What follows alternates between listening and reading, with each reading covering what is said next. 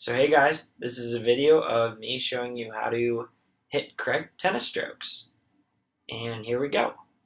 So you got yourself a forehand. This is hit with one hand.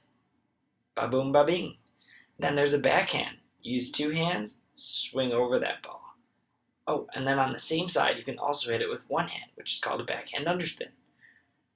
And to start the point off, we always start with a serve. Last but not least, you have your backhand volley and your forehand volley. So yay, we're done. Woo! Just kidding, guys. I know it's not that easy, but in this video, I'm going to take you guys step by step through each and every one of these strokes, so you'll be able to learn just like me. And here we go. We're starting with the ready position. As you might have noticed, the ready position is actually not a stroke at all. It's just the most important position that we use to set the basis for every single one of our ground strokes. So, you start hunched over in an athletic position, feet spread, more than shoulder width apart, and you're on the balls of your feet. You're ready to move to either hit a forehand or a backhand, because the ball can come on either side of you. Your dominant hand, for me it's my right hand, rests on the bottom of the handle of the racket, while your other hand sits right on top of it. First up is the forehand groundstroke. Usually hit with one hand. You start this shot off by beginning in the ready position. From the ready position, with their dominant hand on the racket, a player turns to his or her dominant side. The turn is initiated by a player's hips, and you want to make sure that your whole body turns with the racket. Making sure the racket doesn't go past 180 degrees from where it started, this is called getting your racket on edge, and it's ready to be swung. The swing will be initiated by your non-dominant leg by stepping forward and swinging low to high, as shown. Think of this low to high swing as swinging like a Ferris wheel instead of swinging like a merry-go-round. You want to swing from low to high to make the ball go over the net. Reasons for this are because the court runs vertically actually, not horizontally. You want the ball to go straight ahead of you in a straight line. A 1 degree difference in your swing can make the ball go 20 feet further out, so it's very important to have correct swing shape. And here's the forehand groundstroke from the top.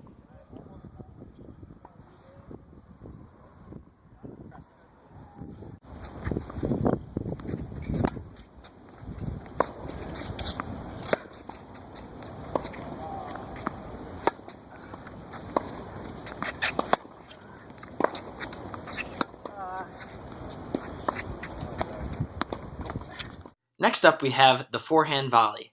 Volleys are when a player hits the ball out of the air without the ball bouncing. So we're going to start off with the forehand, and as per usual, we start in the ready position. From the ready position, you want to turn as you would for a forehand groundstroke, but most importantly, you only want to turn about halfway. You don't want the racket to go past 90 degrees, and pretty much keep it in your peripheral vision. Think of the forehand volley as a little punch or a high five where you extend the racket forward and meet the ball. After making contact with the ball, obviously, as always, return to your ready position. And here's the volley in real time.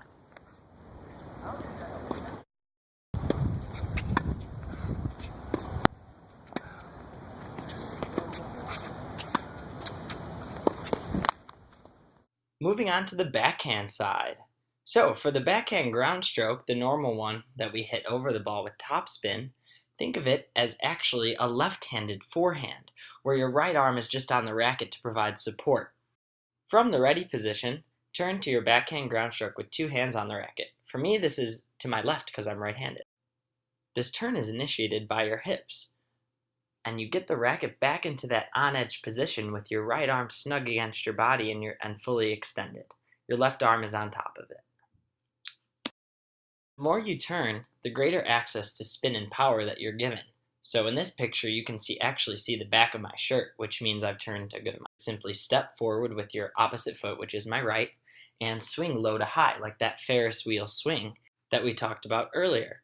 This Ferris wheel swing, this low to high swing, generates more margin for your tennis balls. That equates to making more backhands in the court. As for every ground stroke, make sure you fully complete your swing by ending up with the racket over your opposite shoulder and ending up on balance.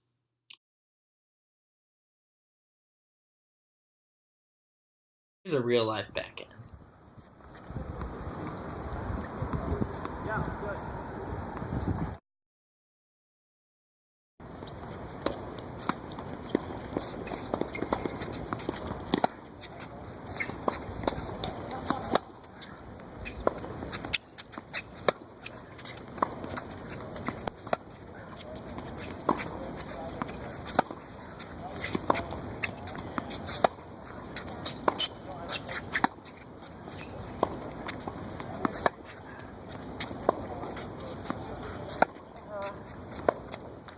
Next up is the underspin backhand.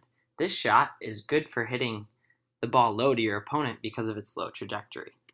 This shot is obviously on your backhand side, but only uses one hand to swing through the ball. And the ready position is where your left hand actually shifts up to the throat of the racket and you turn with your right hand, as shown. If this position looks familiar, that's because it is.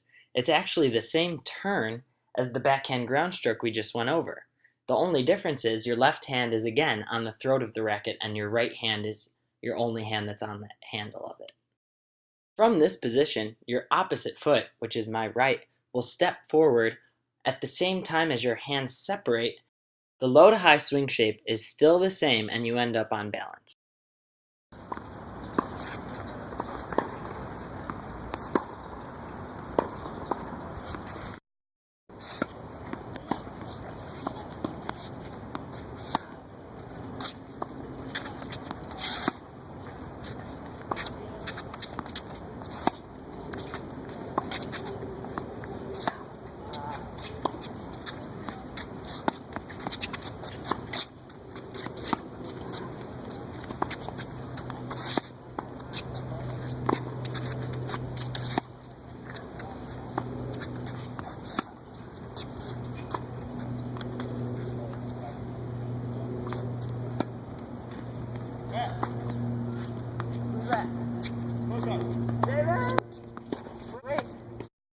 Again, volleys are when the ball is taken out of the air, and this backhand volley is pretty much a lot like the forehand, except it's on the left side. From the ready position, with your right hand on the handle of the racket, you turn to your left.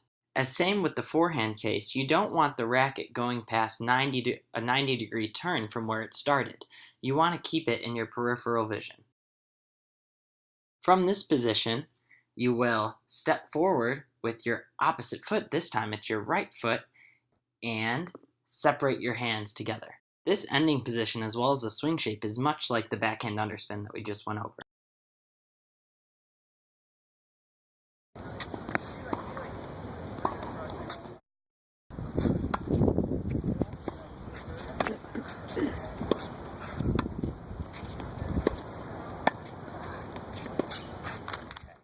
And last on the list of our strokes for tennis strokes is the serve.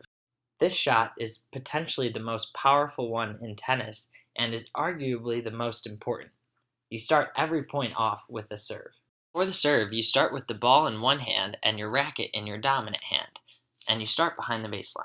The first motion is to bring the ball and the racket back together in the loading position. This involves a turn of the hips as well as the upper torso. And your back is almost facing the court. From here, bring both arms up together at the same time and get your racket into the salute position, shown above. At this time, the ball is actually leaving your left hand and going up in the air.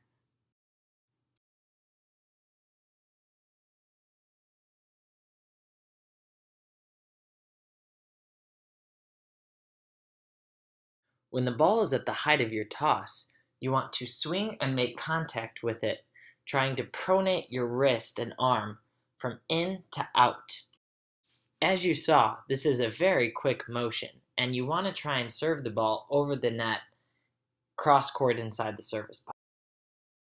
A good toss should be into the court, and you should actually end up a few feet inside the court.